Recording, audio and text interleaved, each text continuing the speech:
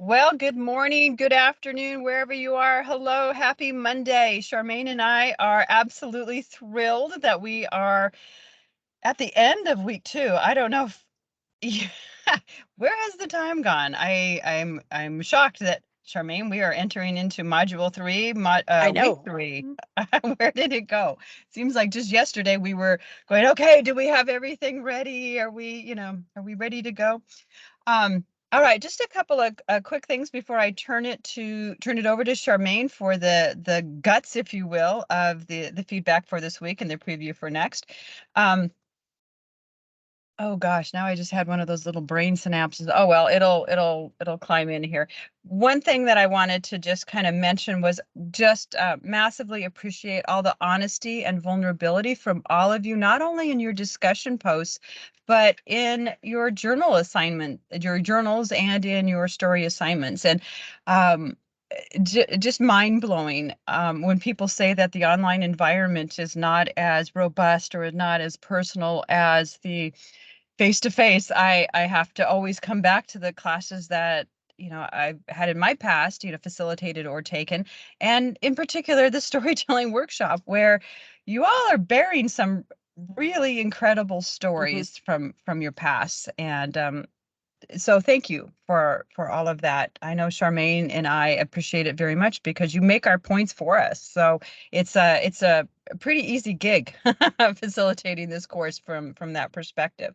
The other thing that I just wanted to touch on real quickly is that we are, well, I want to say amazed, but you know what? We're not really amazed because you're all just superlative facilitators. But just the fact that many of you have already taken the risk to tell a video, or to use the video feature. And if you haven't, I know that you're preparing to, because the Storytelling Festival is one big, you know, camera opportunity. So if you haven't yet, that's okay. Don't worry about it. I'm still including you in this comment because I think you all are just really awesome early adopters, risk takers for this whole storytelling journey.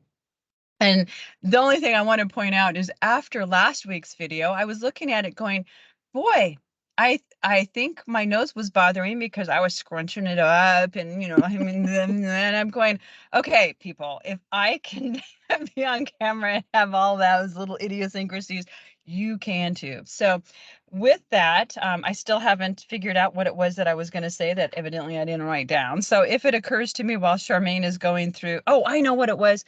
Course questions. I know. Whew. Keep them coming. One of the questions that came in late last week was, did your story for, the story structure assignment for week 2, did that have to be about your final story? No. And I was No. pretty matter of fact, no. Mm. Um, it doesn't have to be. What we really, it could be, if you already had that in mind and you can kind of keep scaffolding that, but did not have to be. So I guess the point there is keep those questions coming. Mhm. Charmaine and I, that's the first place that we go, that and messages. Oops, dismiss that.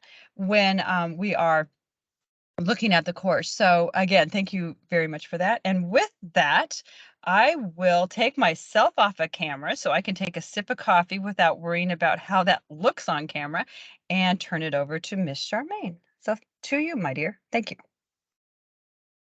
Welcome to the end of week 2 and the beginning of week 3. We are wrapping everything up, and I am so happy that you are all still with us. We have learned so much about each other, and I want to thank everybody for sharing and being brave enough to get on there and share either in written format or in video format. And that is just so great to see. I have to echo everything that Tanya said about, being so thankful and honored that you are being brave enough and trusting us with your stories. With that in mind, we're going to wrap everything up for week 2. We learned a little bit about the structures of stories, and we learned some different types of story structures and how we can use those to tell our stories. And going forward, I want you to keep those story structures in mind as we begin to develop stories that we can use in our classes. We can go back and look at those story structures from week 2 and build on those stories. As we go into week 3, we're going to be looking at, again, some memories that we had, and specifically, what inspired us into the path that we're on today. What made you want to become a teacher?